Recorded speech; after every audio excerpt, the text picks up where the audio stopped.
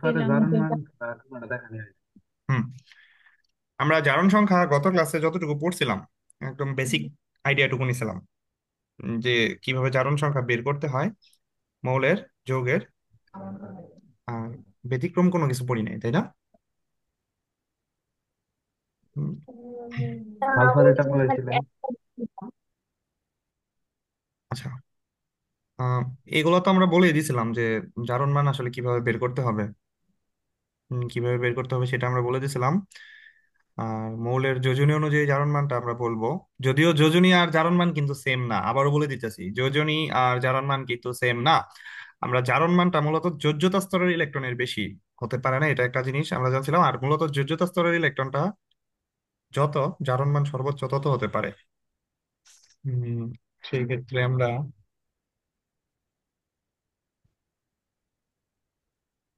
হম সেক্ষেত্রে আমরা অক্সিজেনের বেলায় জারণ মান গুলা দেখছিলাম, যে অক্সিজেনের জারণ মান একটু ব্যতিক্রম ধর্মী কয়েকটা ছিল, যে অক্সাইড, পারক্সাইড আর একটা হচ্ছে আমাদের সুপার অক্সাইড। আর হাইড্রোজেনের বেলায় আমরা দেখছিলাম কি, ধাতুর সাথে প্লাস হয় আর অধাতু যখন থাকে তখন সেটা কি হয়, মাইনাস হয়। জৈব যৌগের জারণ মান কিন্তু কার্বনের বন্ধন অনুযায়ী হয়। আমরা জৈব যৌগের জারণ মান নিয়ে আজকে একটু ডিটেলস দেখবো। আচ্ছা, আরেকটা জিনিস বলে দেই, পারক্সাইড যখন থাকবে একটা যৌগের ভিতরে, যদি কখনো, আচ্ছা আমি এটা আজকে নিচেই লিখি সবগুলো, হ্যাঁ। যদি আমাদের যৌগে কখনো পারক্সাইড থাকে, মানে একসাথে যদি বলি যে পাশাপাশি দুটি অক্সিজেন থাকলে পারক্সাইড হবে। পাশাপাশি দুটি অক্সিজেন যদি থাকে, পাশাপাশি দুটি অক্সিজেন বন্ধন যুক্ত হলে, বন্ধনে যুক্ত হলে,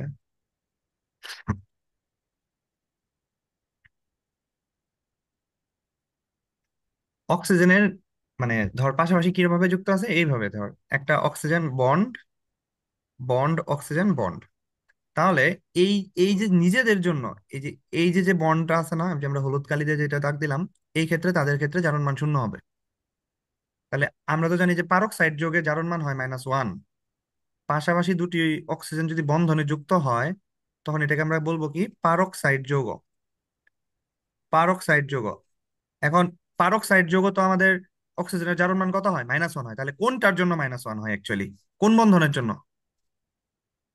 এই যে এই বন্ধনটার জন্য। এই বন্ধনটার জন্য হবে কত, -1। এই বন্ধনটার জন্য হবে কত, -1। ব্যাপারটা কি বুঝতে পারছি? এই অক্সিজেনের সাথে অক্সিজেনের জন্য কিন্তু জিরো হয়ে যাবে। তার মানে একই যদি মৌল পাশাপাশি থাকে, তখন তাদের নিজেদের ভিতরে জারণ মান শূন্য হয়ে যায়। ঠিক সেম ভাবে যদি আমরা পাশাপাশি দুইটা সালফার বলি, পাশাপাশি দুটি সালফার যদি যুক্ত থাকে, পাশাপাশি যদি সালফার যুক্ত থাকে, তাহলে সালফারের জারণ মান কত হয়ে যাবে, শূন্য হয়ে যাবে। পাশাপাশি যদি অক্সিজেন যুক্ত হয়, অক্সিজেন যুক্ত হলে অক্সিজেনের জারণ মান কত হয়ে যাবে, শূন্য হয়ে যাবে। এইখানে কোনো প্রবলেম আছে এই কথাতে? অক্সিজেনের জারণ মান কত হবে, শূন্য হয়ে যাবে।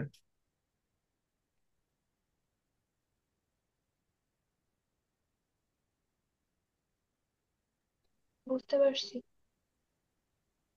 সবাই বুঝতে পারছিস? আচ্ছা, তাহলে হ্যাঁ। পাশাপাশি যদি একই রকম মৌল থাকে, এক কথায় যদি শেষ, আমরা সব সময় একই জিনিস বলবো, যদি পাশাপাশি যদি একই রকম মৌল থাকে, তখন ওই নিজেদের বন্ধনের জন্য জারণ মান কত হয়ে যাবে, শূন্য হয়ে যাবে।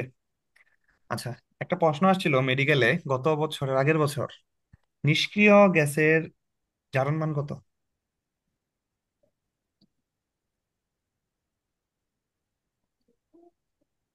-1।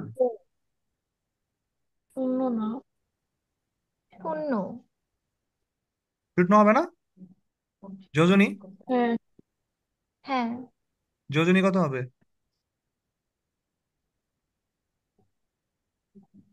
যোজনী কত হবে? শূন্য। তাহলে নিষ্ক্রিয় গ্যাসের জারণ মান ও যোজনী উভয়ই শূন্য।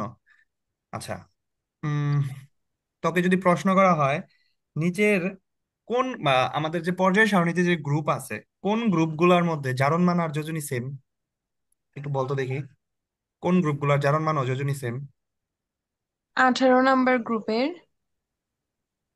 আর কোন কোন গ্রুপের হতে পারে? গ্রুপ ওয়ানের হবে না?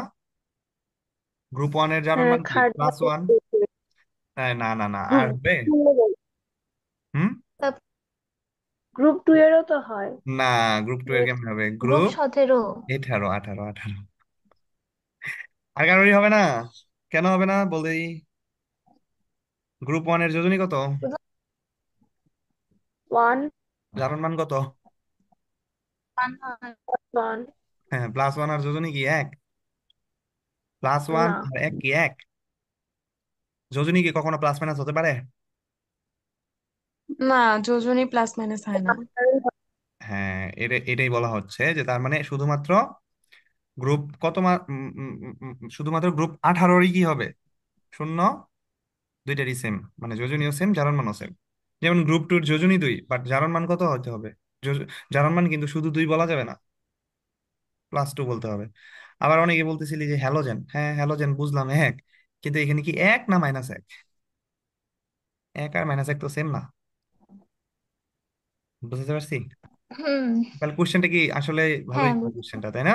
মানে কিন্তু ভুল করে ফেলতে পারে যে তাই তো, যে যোজনী আর জারণ মান তো একই রকম হওয়ার কথা, কিন্তু না, ওয়ান আর +1-এর মধ্যে পার্থক্য আছে, ওয়ান আর -1-এর মধ্যে পার্থক্য আছে। যেমন এই যে চ্যালকোজেন, চ্যালকোজেন কিন্তু যোজনী 2, জারণ মান কি, জারণ মান হচ্ছে -2 বা আবার +6 হতে পারে। ক্লিয়ার ব্যাপারটা? হ্যাঁ। ওকে, ঠিক আছে তাহলে। এটা গেল, এটা গেল। তাহলে যোজনী আর জারণ মানের মধ্যে পার্থক্য, আহ এটা খ নাম্বারে আসতে পারে। তাহলে কি কি লিখবি যোজনী জারণ মানের মধ্যে পার্থক্য?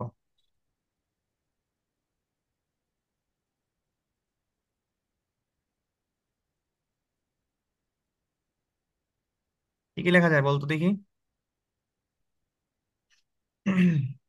যোজনী ধনাত্মক ঋণাত্মক হয় না। প্রথমে তো যোজনী সংজ্ঞা দেওয়া উচিত, তাই না?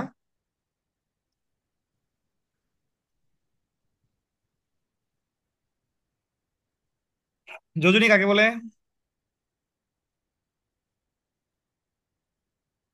আমি সর্বশেষ শক্তি স্তরে যে কটা মেজর ইলেকট্রন আছে। হ্যাঁ, তার মানে সর্বশেষ শক্তি স্তরের কি অযুগ্ম ইলেকট্রন, তাই না? সর্বশেষ শক্তি স্তরের কি ইলেকট্রন? অযুগ্ম ইলেকট্রন। এটা হচ্ছে আমাদের যোজনী। আর জারণ মান কাকে বলে? তো যে কটা ইলেকট্রন ত্যাগ বা গ্রহণ করে। হ্যাঁ, গৃহীত বা বর্জিত কোন ইলেকট্রন সংখ্যা। একটা মৌলের গেল। আচ্ছা, যোজনী হচ্ছে পূর্ণ সংখ্যা হতে হবে সবসময়। সংখ্যা। যোজনী কি সংখ্যা হইতে হবে? পূর্ণ সংখ্যা।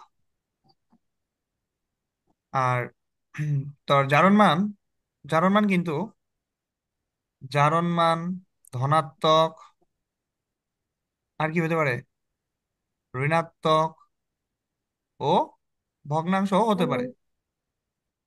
এই তিনটাই কিন্তু হতে পারে।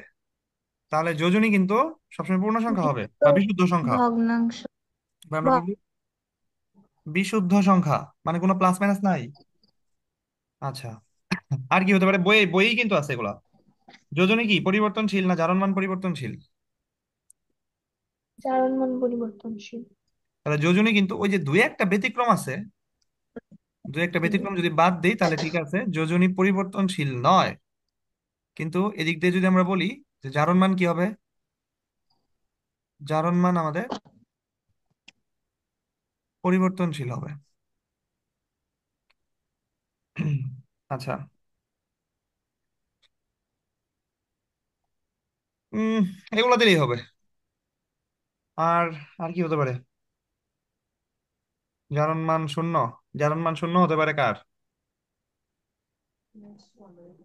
গ্রুপ 18। না, যে কোনো মৌলেরই শূন্য হতে পারে। মৌলের অমুক্ত জারণ মূল্য। মান শূন্য হতে পারে। গ্রুপ গ্রুপ 18 ঠিক আছে, ওটা তো গ্রুপ ভিত্তিক। তাহলে আমরা এখানে যদি বলি মৌলের জারণ মান কি হতে পারে, মৌলের জারণ মান শূন্য হতে পারে।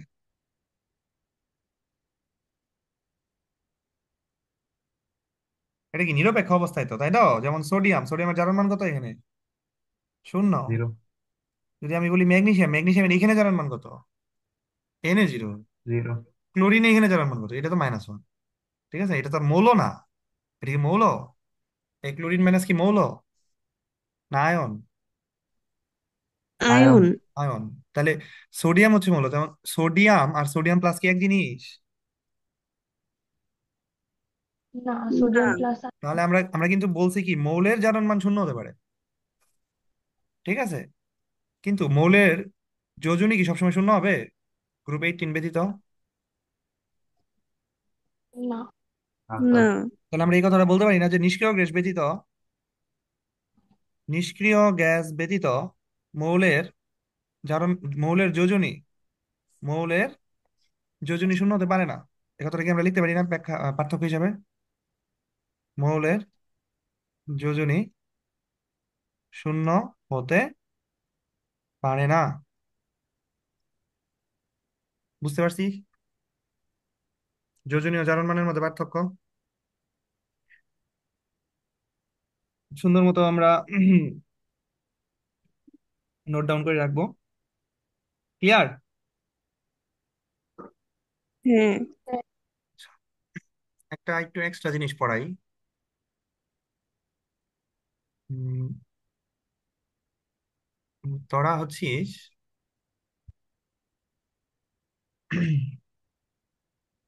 আচ্ছা, বিজারক বলতে কি বুঝিস?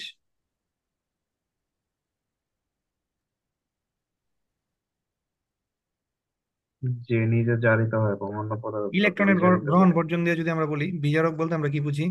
ইলেকট্রন ত্যাগ করে যে ইলেকট্রন তাকে বিজারক বলে। তাহলে কি ইলেকট্রন দান দান করে না বিজারক? জি আচ্ছা। স্যার। হ্যাঁ, দান করে বা ত্যাগ করে। আচ্ছা, তাহলে জারক বলতে আমরা কি বুঝি? যে ইলেকট্রন ইলেকট্রন গ্রহণ। গ্রহণ। ইলেকট্রন গ্রহণ করে। যে ইলেকট্রন গ্রহণ করে। আচ্ছা, ভালো কথা। তাহলে আমি যদি এখন তোকে জিজ্ঞেস করি জারণ ক্ষমতা বলতে তাহলে কি বুঝিস? জারণ মানে যে ইলেকট্রন ছেড়ে দিবে। হ্যাঁ হ্যাঁ। আচ্ছা বল তাহলে জারণ ক্ষমতা তাহলে কি? জারণ ক্ষমতা তো জানি না। হুম, হুম, হুম, হুম। ইলেকট্রন ছাড়ার ক্ষমতা। তাই তো ভাবা উচিত, তাই না? এরকমই হওয়া উচিত না? কিন্তু হবে হ্যাঁ, উল্টা। সেটাই তো হওয়া উচিত। কিন্তু হবে উল্টা। কিন্তু হবে উল্টা, তার মানে কোনো মৌলের ইলেকট্রন গ্রহণ করার ক্ষমতা। আচ্ছা। মারাত্মক জিনিস কিন্তু। ইলেকট্রন গ্রহণ করার ক্ষমতা, তাহলে বিজারণ ক্ষমতা দিলেই তো হইতো, জারণ ক্ষমতা কেন দিছে? জানি না বইয়ে কেন লিখছে এটা। এটা অনেক মানে ওই যে আমি সঞ্জিত কুমার গুহ অন্যান্য বই পড়া ওই যে তড়িৎ রসায়ন পড়তে গিয়ে এটা আসলে পড়াইতে গিয়ে এটা আসলে দেখছি আমি। এটা এখানে নিয়ে আসলাম আর কি, কারণ এটা তড়িৎ রসায়নে পড়তে গিয়ে হয়তো বা বুঝবি আর কি, বা ফার্স্ট পেপারের তৃতীয় অধ্যায় পড়তে গিয়েও কিছুটা বোঝা যায়। জারণ ক্ষমতা সবসময় উল্টাটা মনে রাখতে হবে, জারণ মানে ইলেকট্রন ছারণ করার কথা না, কিন্তু না, এখানে কোনো মৌলের ইলেকট্রন গ্রহণ করার ক্ষমতা। ক্ষমতাকে কি ক্ষমতা বলে? জারণ ক্ষমতা বলে। ঠিক আছে, তাহলে বিজারণ ক্ষমতা কি হবে?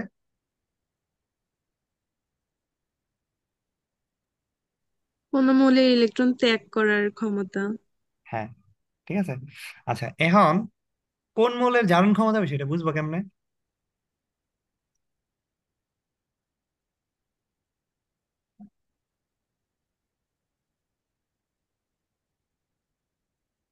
দেখতো, ইলেকট্রন গ্রহণ করার ক্ষমতা কি আবার ইলেকট্রন আসক্তি না? জি স্যার।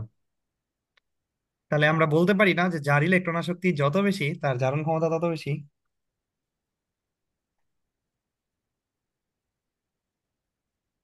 বলা যায় কিনা?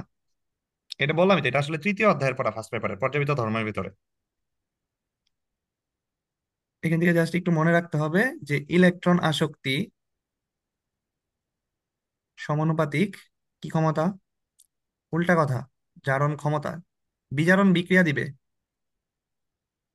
জারণ ক্ষমতা বলা যে কথা, বিজারণ বিক্রিয়া দেওয়া একই কথা। হুম, ঠিক আছে। তাহলে আমরা পর্যায় সারণীতে সবচেয়ে জারণ ক্ষমতা কার বেশি?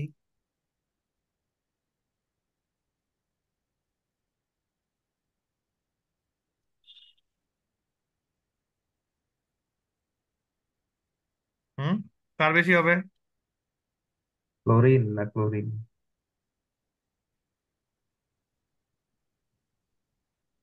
আচ্ছা, পর্যায় সারণীতে সবচেয়ে বেশি ইলেকট্রন আসক্তি কার? ক্লোরিনের না?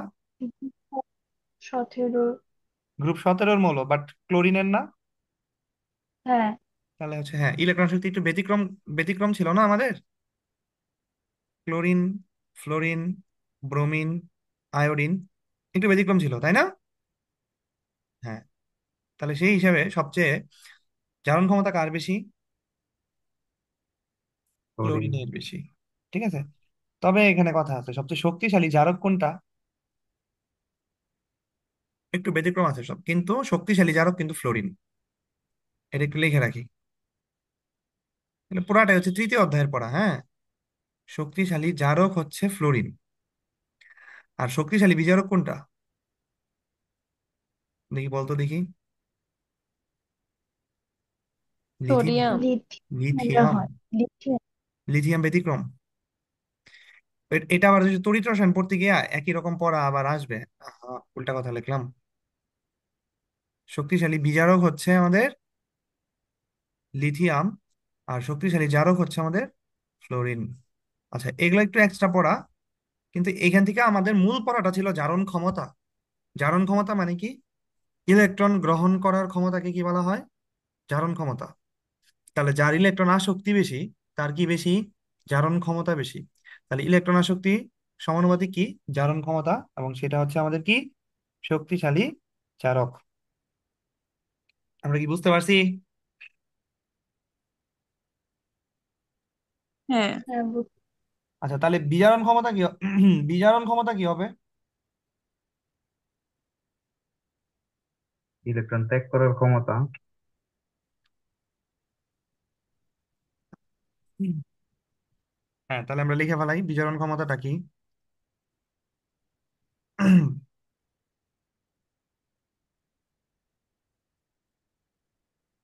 তাহলে কোন মৌলের ইলেকট্রন দান করার ক্ষমতা, তাই না? তাই না?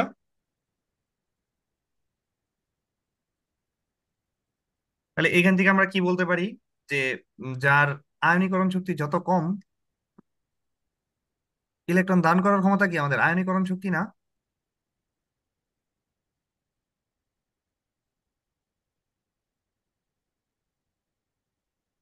তাহলে আমাদের আয়নীকরণ শক্তি যত কম হবে, যত সহজে আমি ইলেকট্রনটা বের করে দিতে পারবো, তত কি আমার বিজারণ ক্ষমতা বেশি না? তাহলে আমাদের এটা কি ব্যস্তানুপাতিক সম্পর্ক আসতেছে না আয়নীকরণ শক্তির সাথে?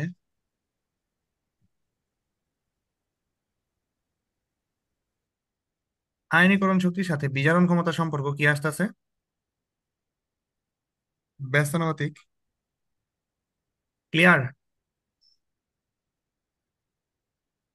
বুঝতে পারছি।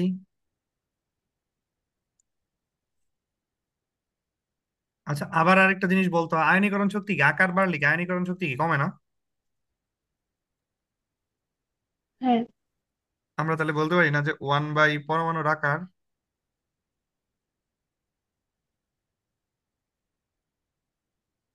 আচ্ছা দেখ, তৃতীয় অধ্যায়ের পড়াটা একটু টাইনে নিয়ে আসলাম, জাস্ট মনে করাই দেওয়ার জন্য যে ওগুলোর সাথে আমাদের কানেক্টিভিটি আছে। দেখ তো, পরমাণুর আকার যত বড় হবে, আয়নীকরণ শক্তি কি তত কম হবে না? তাহলে এদিক থেকে তাহলে পরমাণুর আকারের সাথে বিজারণ ক্ষমতা সম্পর্ক কি দাঁড়াইলো? সমানুপাতিক। সমানুপাতিক। সমানুপাতিক। তার মানে আকার যত বড় তত কি সহজ ইলেকট্রন দান করতে পারবে না? কারণ আকার বড় হলে কি হবে? নিউক্লিয়াস থেকে কি ইলেকট্রন কি দূরে সরে যাচ্ছে না? দূরে সরে গেলে কি সহজে ইলেকট্রন দান করতে পারবে, আর যত সহজে ইলেকট্রন দান করতে পারবে সেটাকে কিন্তু জারণ বিক্রিয়া বলবো আমরা। বাট ক্ষমতার দিক থেকে আমরা কি বলবো? বিজারণ ক্ষমতা। ক্ষমতার দিক থেকে কি বলবো? বিজারণ ক্ষমতা। আরেকটা জিনিস মনে রাখতে হবে, বিভবের সাথে ক্ষমতার সম্পর্ক ব্যস্তানুপাতিক। আমরা যখন তড়িৎ রসায়ন পড়বো তখন এই জিনিসটা মাথায় রাখবো। বিভবের সাথে, যে কোনো বিভবের সাথে তার ক্ষমতার সম্পর্ক কি? ব্যস্তানুপাতিক। এই কথাগুলো একটু মাথায় রাখবো, পরবর্তীতে যেন কাজে দেয়। বিভবের সাথে ক্ষমতার সম্পর্ক হচ্ছে ব্যস্তানুপাতিক। যেমন মনে কর যে আমার যদি জারণ বিভব বেশি হয়, তাহলে আমাদের কি ক্ষমতা কম হবে? জারণ ক্ষমতা কম হবে। জারণ বিভব যত বেশি হবে জারণ ক্ষমতা কিন্তু তত কম হবে। বিজারণ বিভব যত বেশি হবে বিজারণ ক্ষমতা কিন্তু তত কম হবে। এটাকে একটু মনে রাখলেই হবে আর কি। আচ্ছা, তাহলে জারকের কি ক্ষমতা বেশি? জারণ ক্ষমতা বেশি। আচ্ছা, উম বিজারকের তাহলে কি ক্ষমতা বেশি? আমরা কি তাহলে এইভাবে একটু লিখতে পারি না যে বিজারণ ক্ষমতা সমানুপাতিক কি বিজারক? এটা কি লেখা যায় কিনা দেখতো। বিজারকের কি ক্ষমতা বেশি?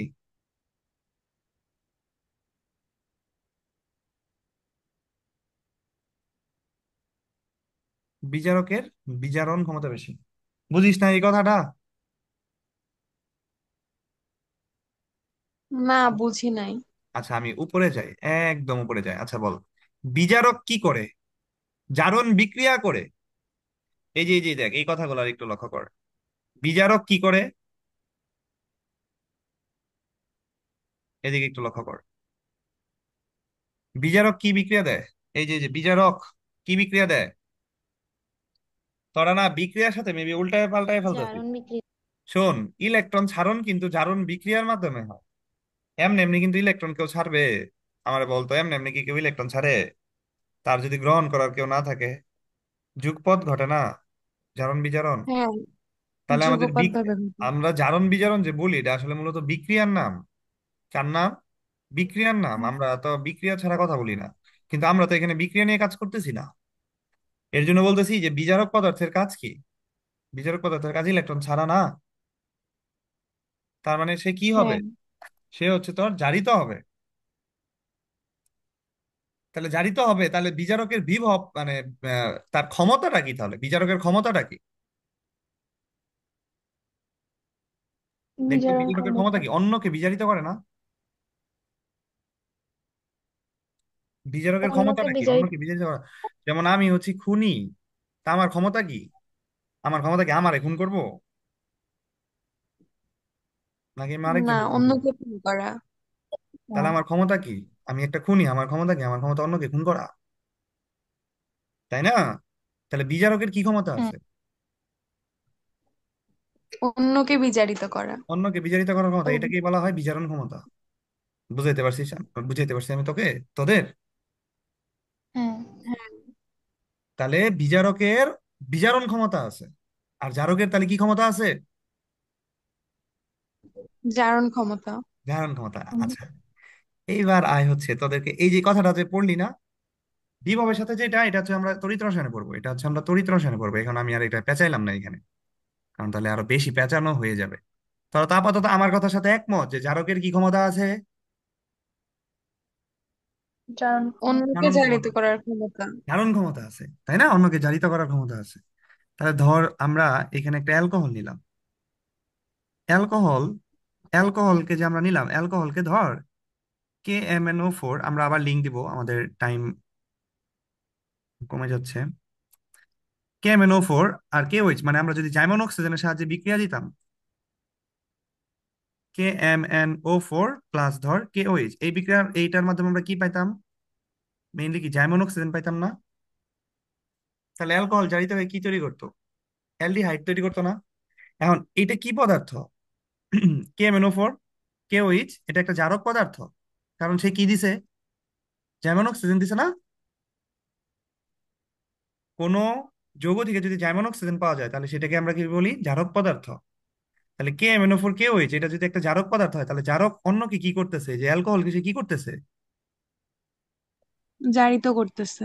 এখান থেকে সে এখানে কি জারিত হচ্ছে না? জারিত হচ্ছে কি না? জারিত হচ্ছে না। তাহলে জারকের কি ক্ষমতা আছে? জারণ ক্ষমতা আছে না? অন্যকে জারিত করার হ্যাঁ, ক্ষমতা আছে না? এই অন্যকে জারিত করার ক্ষমতাকেই বলা হয় জারণ ক্ষমতা। তাহলে বিজারকের কি ক্ষমতা আছে? অন্যকে বিজারিত করার ক্ষমতা। অন্যকে বিজারিত করার ক্ষমতা মানেই কি ক্ষমতা? বিজারণ ক্ষমতা। ব্যাপারটা কি তোরা বুঝছিস এখন? হ্যাঁ, এখন বুঝছি। এই ব্যাপারটা এইটাই। ঠিক আছে, তোরা বুঝছিস, সবাই বুঝছিস। না বুঝলে আমার কথার সাথে একমত হয়ে নে, তাহলেই বুঝবি পরে আস্তে আস্তে। ক্লিয়ার? হুম, বুঝছি। আচ্ছা, এবার তোদেরকে আমি আরো পেঁচাই। সেটা হলো যে জৈব যৌগে কার্বনের জারণ মান নিয়ে একটু পেঁচাই। জৈব যৌগে কার্বনের জারণ মান, এটাকে একটু হিসাব নিকাশের মাধ্যমে বের করবি, হ্যাঁ। জৈব যৌগে কার্বনের জারণ মান আমি গত ক্লাসে বলছিলাম, তারপর আজকে বলে দিচ্ছি। জৈব যৌগে হচ্ছে কার্বনের জারণ মান নির্ণয়।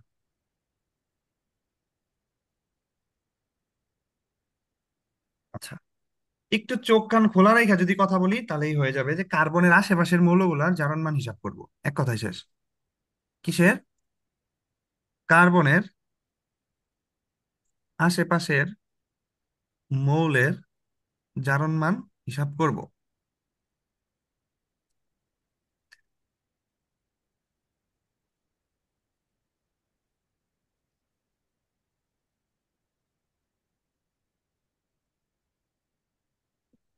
আচ্ছা, আমাদের একটা যৌগের মোট জারণ মান কত হয়? নিরপেক্ষ যৌগের মোট জারণ মান কত হয়? 0 হয়। 0। 0। শূন্য হয়। আবার যৌগে যদি একাধিক মৌল থাকে সেই ক্ষেত্রে জারণ মান কত হয়?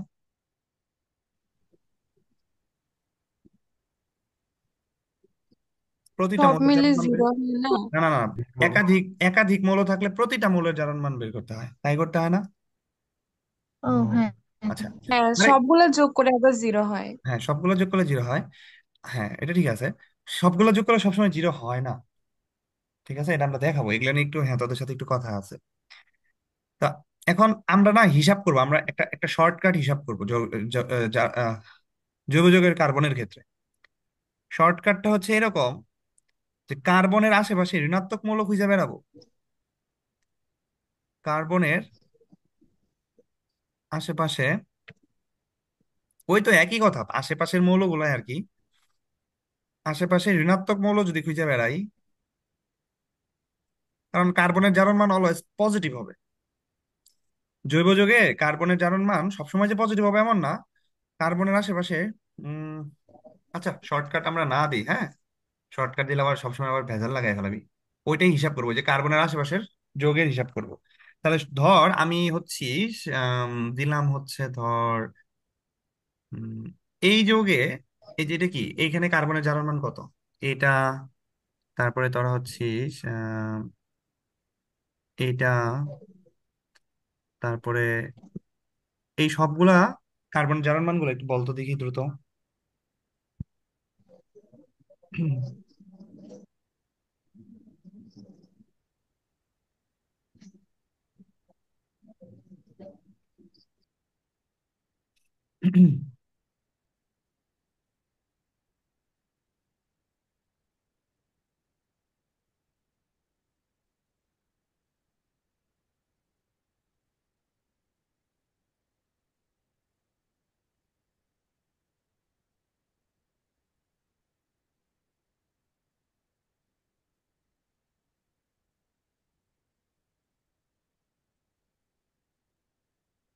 এই সবগুলো যোগে কার্বনের জারণ মান একটু বল, দ্রুত বল।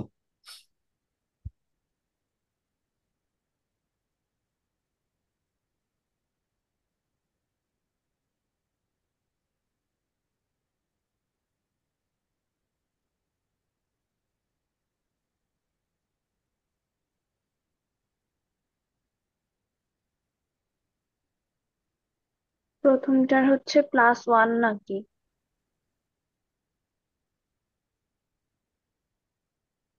প্রথমটার কি হবে? +1। আচ্ছা, আমরা এই সি, আচ্ছা ওয়েট, এই সিও দিছি, এটা এই সি, সি, আচ্ছা হ্যাঁ ঠিকই তো আছে, সি এইচ, সি এইচ। এটা কি আমরা এইভাবে লিখতে পারি না? এই যোগটাকে কি আমরা এইভাবে লেখা যায় কিনা দেখতো। একটু ঘুরাই দিছি জিনিসটাকে, তাই না? তোদের কাছে একটু অন্যরকম মনে হয়েছে। দেখতো এটাকে কি এইভাবে লেখা যায় না? হ্যাঁ। আচ্ছা, এবার বল, আমাদের কিন্তু ওই যে জারণ মান কি শেয়ার কি তো ইলেকট্রন না, মানে আদান প্রদান কি তো ইলেকট্রন না? আমি কিন্তু একটু একটু একটু আপডেট লেভেলে পড়াচ্ছি, হ্যাঁ। তাহলে এইখানে সে কয়টা ইলেকট্রন শেয়ার করছে? এই যে এইখানে, এইখানে একটা দিছে, এখানে একটা দিছে না, আবার এইখানে সে একটা দিছে না। কিন্তু হিসাবটা এইভাবে আসবে না। আমরা হিসাবটা কি করব? আশেপাশের মৌলের জারণ মান হিসাব করবো। আচ্ছা বলতো, অক্সিজেনের জারণ মান কত? -2। হাইড্রোজেনের জারণ মান কত? +1। তাহলে দেখতো এখানে মোট জারণ মান কত? বেশি আসতেছে না, -2 আসতেছে না? তাহলে কত হইলে জারণ মান তাহলে -2 হবে, মানে 0 হয়ে যাবে? +1। +1। +1। আচ্ছা ওকে, তারপরেরটা দেখতো, অক্সিজেন কি পরেরটা তো -2, সেম। হাইড্রোক্সিল কি -1,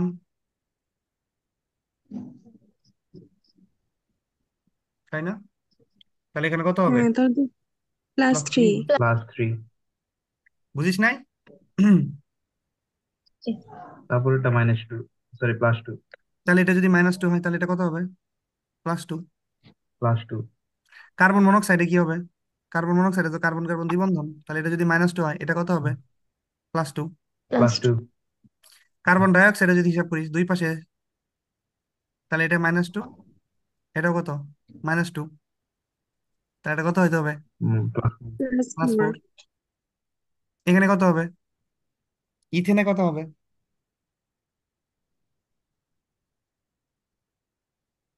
বল বল বল, দ্রুত বল।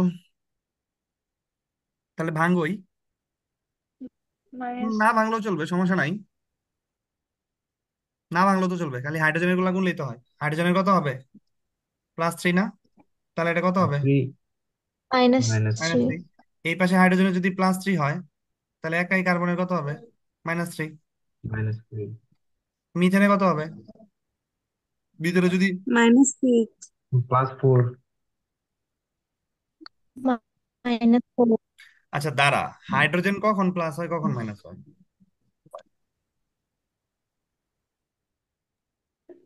ধাতুর সাথে থাকলে মাইনাস ধাতুর হয়। সঙ্গে থাকলে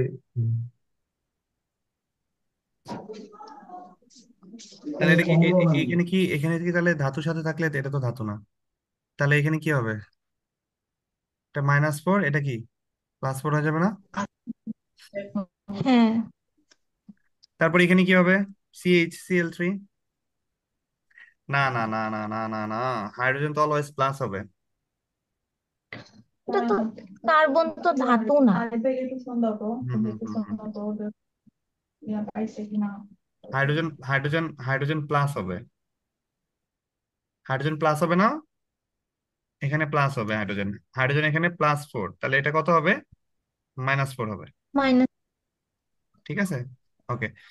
তারপরে হয়তো ইয়াতে হয়তো এরপরেরটাতে CH Cl3। আমাদের সময় নেই, আমরা আবার পরে আবার আসতেছি, আবার লিঙ্ক দিব। CH Cl3 তে কার্বনের জারণ মান কত? +2। +2। আচ্ছা আমরা এটাকে যদি আমরা একটু ভাঙায় লিখি, এইভাবে একটু ভাঙায় লিখি, এখানে হচ্ছে হাইড্রোজেন, ক্লোরিন,